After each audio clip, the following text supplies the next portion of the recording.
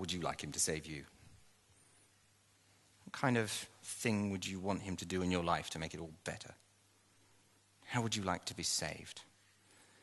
How would you like to be saved from the issues that are going on in your family life or in your own heart or in your own mind or in your own health? How would you like to be saved? Would you like him to be destroyed? Or would you like him to suffer? Would you like him to go through hardship and pain? Or would you like him just to click his fingers and solve the problem? See, how does Jesus choose to solve the problem of sin here? Does he choose to deny suffering, deny pain, listen to Peter and say, actually, the plan is that all man's trouble is going to go away and I'm not going to have any either? Or is God's plan to enter into all the struggles, all the troubles, and all the pain and everything else and actually redeem through all of that? See, here's a question. Have you ever heard of something called positive confession? Some of you have, right? Positive confession is this. You get an illness and you go, God will heal me, and continue to say it and positively confess it until it happens. That's the idea. And so through enough determined positive confession, I'm going to eliminate the evil or suffering or something going on in my life, and I'm going to continue to do it until it doesn't happen, or it doesn't occur, or then until it goes away. Peter was doing a positive confession. Read it. God forbid it, Lord, this shall never happen to you. And Jesus says, get thee behind me, Satan. See, you can claim your deliverance, you can raise your faith and your enthusiasm and everything else to some emotional surge to try and make it go away. You can try your hardest to positively confess it over and over and over and over again, or touch the screen and you'll be healed, and all of those things. But not all circumstances in life are redeemed through it being taken away. And Jesus chose to deal with sin by suffering horrendously through it, with a dogged determination to get to the other end, for better or worse. And how would you like Jesus to solve your problems? You see, let me ask you a slightly different question. Who are you looking out for right now? Are you looking out for your interests? Or are you looking out for God's interests? In the midst of any circumstance you can think of, are you looking out for your interests or for God's interests in that circumstance? In the midst of the turmoil of a marriage, are you looking out for what's best for you? Or are you looking for God's interests in that marriage? In the middle of sickness, are you looking out for what's in it for you? Or are you looking out for what God wants? In the midst of a career change, are you looking out for what's best for number one? Or are you looking out for what's best for God?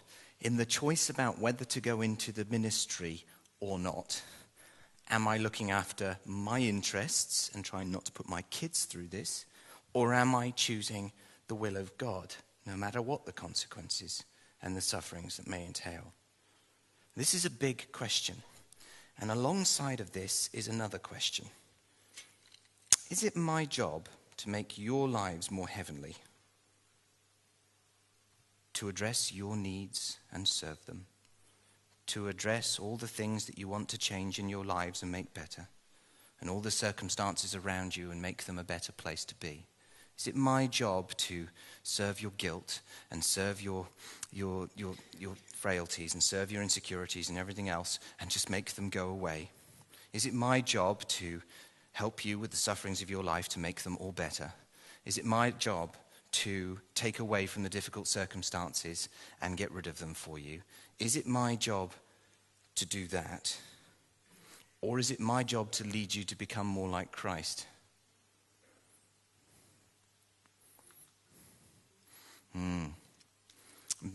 I mean, you all would say more like Christ, right?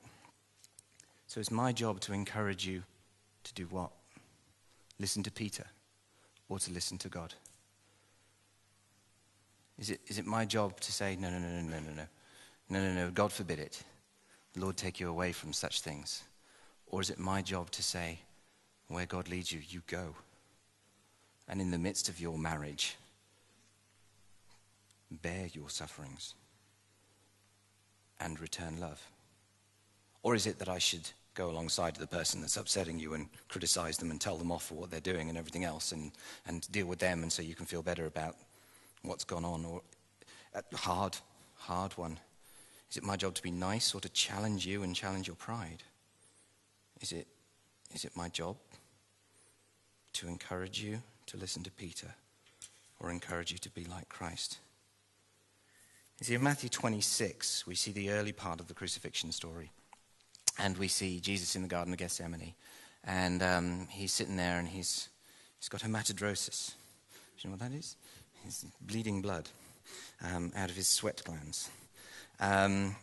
Interesting condition. He is full of turmoil, full of anguish, full of stress. We saw it in World War II in soldiers that were struggling with the amount of stress and strain. We saw it in family members during the Blitz in England when the bombs were crashing down, and people that were in such stress, such strain, such anguish, they were actually sweating drops of blood. And it was fascinating. They did some studies on it, and they found the skin sensitivity was ridiculously high during this time period because of the capillaries opening up and the amount of substance P that was flying around the system for the medics that are in the room. And so the sensitivity of the skin was so high.